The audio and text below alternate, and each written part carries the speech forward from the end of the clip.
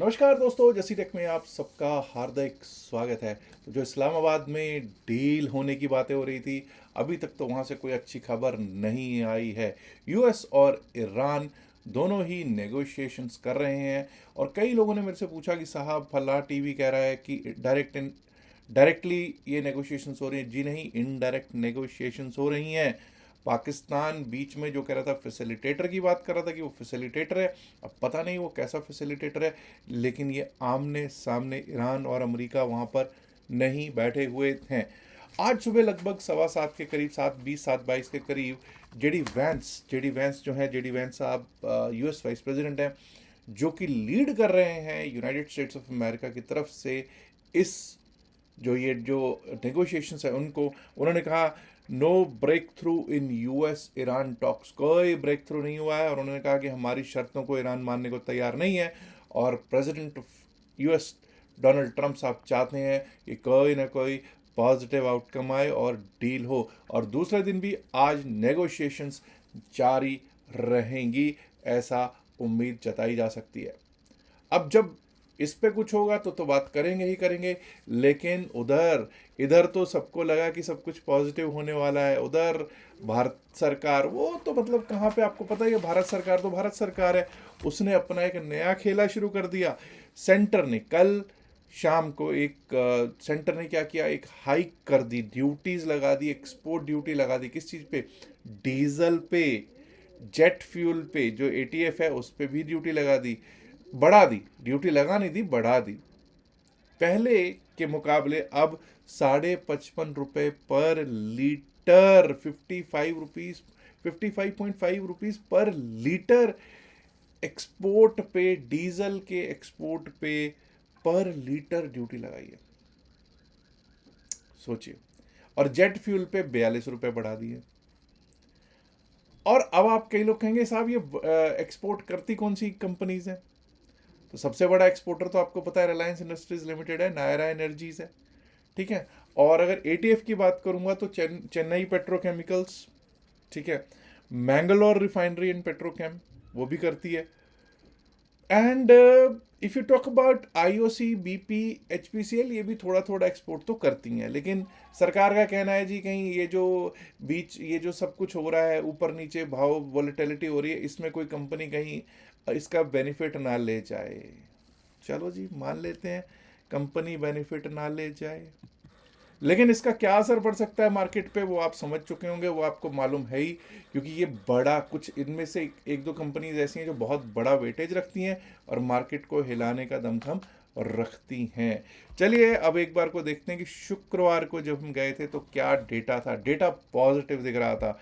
और सबसे पहले तो F I eyes, D I eyes, दोनों ही बहुत समय के बाद, बहुत दिनों के बाद पॉजिटिव होके गए थे। डीआईआईस तो देखिए पॉजिटिव दिखते ही हैं, लेकिन एफआईआईस ने डीआईआईस से भी ज़्यादा नेट बाय किया हुआ शुक्रवार को दिखाई पड़ रहा था। 410.05 करोड़, 410.05 करोड़ के नेट बाय में अगर डीआईआईस दिख रहे थे, तो एफआईआईस ने कहा नहीं, हम भी बाइंग करके जाएंगे। 672.09, 672.09 करोड़ के नेट बाय में एफआईआईस दिखाई दे रहे थे। तो ये तो भाई एक पॉजिटिव साइन, एक पॉजिटिव सिग्नल तो ज़रूर बना हुआ दिखाई पड़ रहा है। और आप लोगों को मालूम है कि सोमवार को निफ्टी 50 की वीकली एक्सपायरी भी होनी है, उस पर तो चर्चा करेंगे। लेकिन एक बार देखते हैं एफआईआईस और का डेरिवेटिव्स का स्टैटिस्टिक्स क्या कहते हैं। एफआईआईस का अगर डेरिवेटिव्स का स्टैटिस्टिक्स देखते हैं तो आपके सामने मैंने रखा है कि बैंक निफ्टी के फ्यूचर्स को भर भर के, नंबर ऑफ कॉन्ट्रैक्ट्स देख लीजिए, नंबर ऑफ कॉन्ट्रैक्ट्स पे देखिए, फोकस कीजिएगा। 8,399 कॉन्ट्रैक्ट्स बाय किए हैं, उसके खिलाफ सिर्फ 1,494, 1,494 कॉन्ट्रैक्ट्स ही सेल किए हैं। यानी भर भर के बैंक निफ्टी के फ्यूचर्स को बाय किया गया है, फिर निफ्टी के फ्यूचर्स को भी बाय किया गया है, और मिड कैप निफ्टी के फ्यूचर्स को भी बाय ही किया गया है। और दोस्तों निफ्टी 50 बेंचमार्क इंडेक्स जो है उसके फ्यूचर्स को भी भर भर के बाय ही, दुगने से भी ज़्यादा बाय किया गया है जी। अब ज़रा एक बार को देख लेते हैं कि ऑप्शन चेन क्या कहते हैं, फिर चलेंगे निफ्टी 50 पर। जब हम ऑप्शन चेन की बात करते हैं, 24,000 के ऊपर क्लोजिंग हुई, 24,050 पर क्लोजिंग हुई। अब यहां पर एक चीज ध्यान दीजिएगा, 24,000 सबसे पहले देखेंगे। 24,000 पे जब आप देखते हैं तो कॉल राइटर्स 24,000 पे क्या करके गए हैं, अनवाइंड कर गए हैं। शुक्रवार तक 24,000 पे कॉल राइटर बैठा था, बिल्कुल बैठा था, लेकिन 24,000 पे अब कॉल राइटर अनवाइंड करके चला गया है। और 24,000 पे पुट राइटर्स ने अपनी पकड़, अपनी जकड़ मजबूत कर ली है। लोग कहेंगे साहब 24,050 की भी बात कर लो।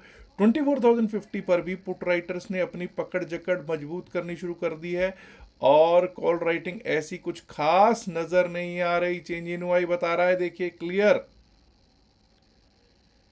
अब अगर हम बात करेंगे तो हमारे को कहां पर कॉल राइटर्स दिखते हैं। कॉल राइटर्स 24,100 पे दिखते हैं, हाँ 24,100 पर दिख रहे हैं, लेकिन मत भूलिएगा 24,100 पे पुट राइटर्स भी अपनी मजबूती दिखाने की कोशिश कर रहे हैं।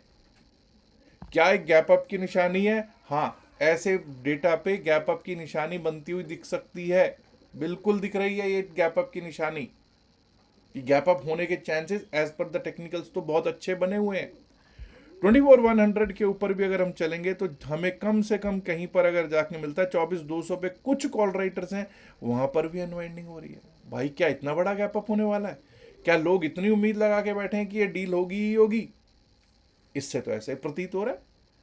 24,200 के ऊपर अगर चलेंगे, हमें 24,300 से पहले कहीं अब बड़ा रेजिस्टेंस दिखाई दे रहा हो, मुझे तो कम से कम इसमें एज पर द डेटा तो नहीं नजर आ रहा है।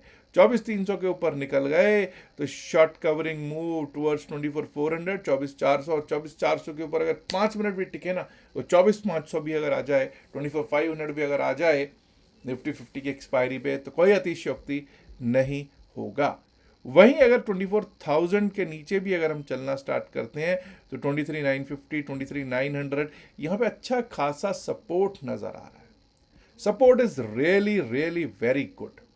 तो एक और चीज है, अब अगर हम देखें 24,000 पे जो कॉल राइटर पुट राइटर्स बैठे हुए हैं, जिन्होंने स्ट्रेडल सेल किया होगा 168, 168, 116 विच इज 284, 285 पॉइंट्स, 284, 285 पॉइंट, अच्छा खासा मूवमेंट आने के चांसेस अच्छे खासे नजर आ रहे हैं।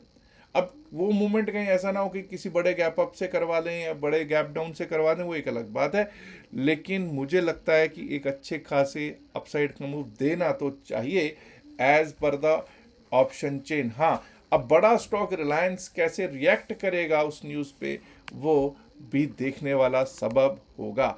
चलिए अब देख लेते हैं कि क्या सिचुएशन रह सकती है। देखिए 24,074 का हाई था, 24,050 के ऊपर क्लोजिंग, 24,074 के ऊपर अगर हम चलने लगेंगे, टिकने लगेंगे तो 24,109 का लेवल है, 24,109 का लेवल है। उसके ऊपर निकले तो 24,153। अब कई लोग कहेंगे साहब इन सबसे तो ऊपर अगर कहीं ओपन हुए तो भाई यही लेवल सपोर्ट का काम करते हैं।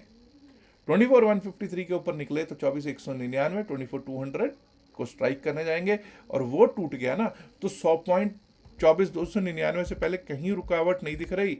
और अगर वो टूट गया, 24,364 का एक लेवल है, 24,364, 24,400, 401, 24,400, 401, और उसके बाद तो भाई 5-10 मिनट भी अगर टिक गए तो 24,500 को स्ट्राइक करने चले जाएं तो मुझे बड़ी खुशी होगी।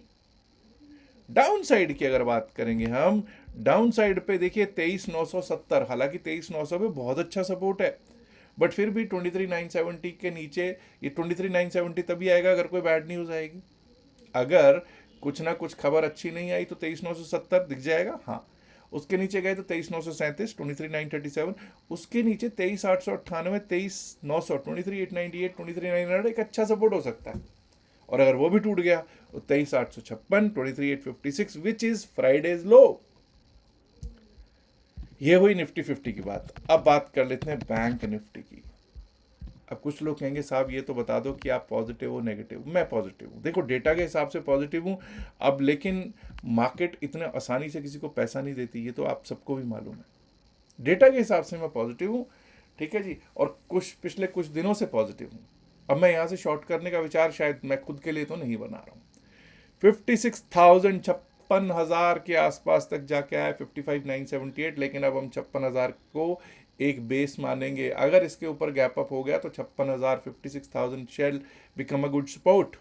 56,000 के ऊपर लेवल्स आ सकते हैं 56,187, 56,187, 56,305, 56,305, 56,500, 509, 56,500, 509. above that 56,657, 56,657, और अगर वो भी पार हुआ तो 56,764, 56,764 के लेवल्स दिख सकते हैं जी। डाउन साइड पे जब तक हमारा 55,700 55,651 नहीं टूटता, 55,651 नहीं टूटता, डाउन साइड के बारे में नहीं सोचेंगे। ऐसा तभी होगा कि अगर कोई बड़ी खबर खराब खबर आएगी तभी। 55,651 के नीचे 55,486, 55,486 ये अच्छा सपोर्ट रहना तो चाहिए। लेकिन अगर वो टूट गया तो 55,371, 55,371, 55,228, 55,228, और अगर वो भी टूट गया तो 55,145, 55,145 तक के लेवल दिख सकते हैं जी। बात कर लेते हैं बीएससी सेंसेक्स की। बीएससी सेंसेक्स 77,550, 77,550 पर क्लोजिंग। 77,622 का हाई था जी शुक्रवार का, हाई को रिस्पेक्ट देंगे। 77,622 के ऊपर टिकेंगे। 77,768, 77,768 उसके ऊपर निकले तो 77,997, 78,000, 77,997 टू 78,000, 78,000 के ऊपर एक शॉर्ट कवरिंग मूव दिख सकता है जो कि 78,188, 78,354, 78,500 तक लेके जा सकता है। यानी कि a short covering move to above 78,000 towards 78,188, 78,354, and above that we might also be able to strike 78,500 on BSE Sensex. Downside पे 77,400 के नीचे निकलना स्टार्ट करता है, 77,392 टूटता है, 77,392 टूटा तभी डाउनसाइड के बारे में सोचेंगे। 77,204, 77,204, उसके नीचे गए तो 77,017, 77,017, 77,017 टू 77,000 एक अच्छा सपोर्ट तो रहना चाहिए। लेकिन अगर वो टूट गया तो 76,851, 76,851, ये क्या है जी? 76,851 is the low of Friday. 76,851 की तरफ जाता हुआ बीएसई सेंसेक्स देख सकता है जी। अब बात कर लेते हैं निफ्टी मिड कैप की, और फिर निफ्टी की भी बात कर लेते हैं जी। निफ्टी मिड कैप ये लीजिए साहब 13,420 के ऊपर, 13,420 के ऊपर ही अपसाइड के बारे में सोचेंगे। उसके ऊपर लेवल आ सकता है 13,470 का, 13,470 का लेवल दिखाई पड़ सकता है जी। 13,470 के ऊपर निकले तो 13,500, 501, 13,500, 501, and above that we might be able to see 13,562 on cards, 13,560, 562 देख सकता है। बात कर लेते हैं डाउनसाइड की। 13,348 अगर टूटता है, 13,348, 13,350, 13,348 टूटा तो वहां से रास्ता खुल जाएगा 13,301 का, 13,301 का, और अगर 13,300, 301 भी टूट गया तो 13,247, 250, 13,247, 13,250 का रास्ता निफ्टी मिड कैप दिखा सकता है जी। निफ्टी फाइनेंशियल सर्विसेज इंडेक्स ये लीजिए साहब 550 पॉइंट ऊपर क्लोज हुआ था, 528 पॉइंट्स ऊपर प्लस में क्लोजिंग, शानदार क्लोजिंग थी, 2% से ज़्यादा, 2.25% के करीब क्लोजिंग थी इसकी। प्लस में 26,242 का हाई था, तो 26,242, 26,243 को रिस्पेक्ट देंगे, इज्जत देंगे। इसके ऊपर टिकेगा तभी अपसाइड के बारे में सोचेंगे। 26,310 इसके ऊपर लेवल आ सकता है। 26,310, 26,310 के ऊपर निकले, 26,383, 26,383, 26,457, 26,457, और अगर वो भी पार हुआ तो 26,500, 501 का लेवल भी दिख जाए तो कोई अतिशयोक्ति नहीं होगा, because bulls should dance now.